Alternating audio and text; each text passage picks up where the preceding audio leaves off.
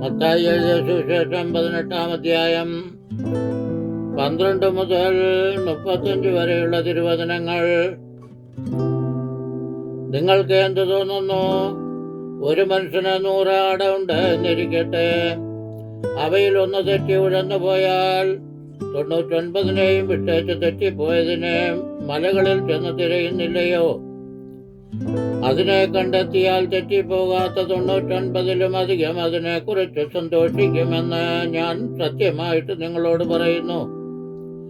അങ്ങനെ തന്നെ ഈ ചെറിയവരിൽ ഒരുത്തൻ നശിച്ചു പോകുന്നത് സ്വർഗസ്ഥനായ നിങ്ങളുടെ പിതാവിനെ ഇഷ്ടമല്ല.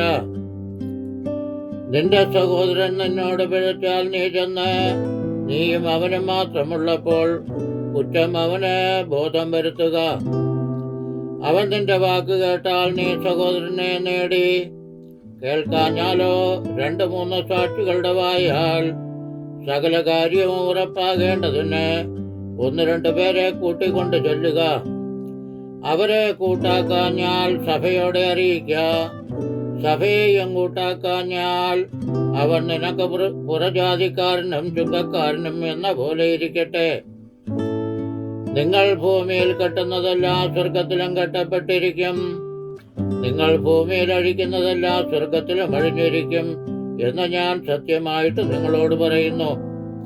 ഭൂമിയിൽ വെച്ച് നിങ്ങൾ 2 പേർ യാചിക്കുന്ന ഏത് കാര്യത്തിലും ഐക്യമത്യപ്പെട്ടാൽ അത് സ്വർഗസ്ഥനായ എൻ്റെ പിതാവിങ്കൽ നിന്ന് അവർക്ക് ലഭിക്കും. 2-3 പേർ എൻ്റെ നാമത്തിൽ കൂടി വരുന്നിടത്തൊക്കെയും ഞാൻ അവരുടെ നടുവിലുണ്ട് എന്നും ഞാൻ നിങ്ങളോട് പറയുന്നു. അപ്പോൾ പത്രോസ് അവന്റെ അടുക്കൽ വന്ന്, കർത്താവേ, സഹോദരൻ എത്ര വട്ടം എന്നോട് പിഴച്ചാൽ ഞാൻ ക്ഷമിക്കണം? 7 വട്ടം മതിയോ എന്ന് ചോദിച്ചു. യേശു അവനോട്, 7 വട്ടമല്ല 70 വട്ടം എന്ന് ഞാൻ നിന്നോട് പറയുന്നു എന്ന് പറഞ്ഞു.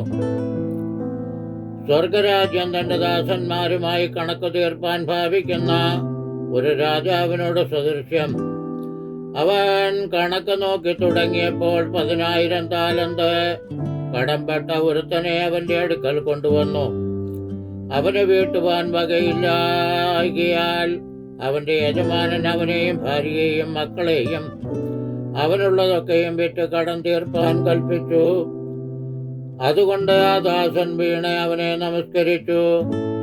യജമാനനെ, എന്നോട് ക്ഷമ തോന്നണമേ, ഞാൻ സകലവും തന്നു തീർക്കാമെന്ന് പറഞ്ഞു.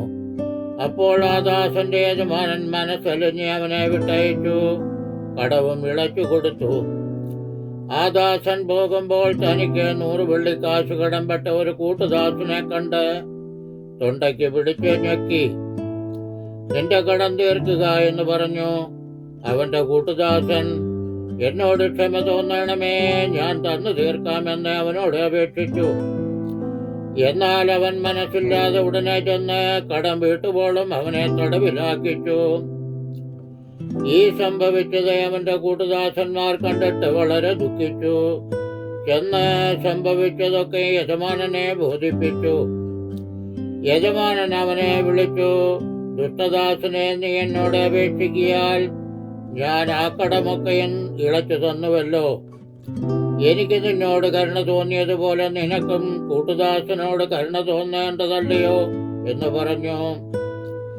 അങ്ങനെ യജമാനൻ കോപിച്ച് അവൻ കടമൊക്കെയും തീർക്കുവോളം അവനെ ദണ്ഡിപ്പിക്കുന്നവരുടെ കയ്യിൽ ഏൽപ്പിച്ചു.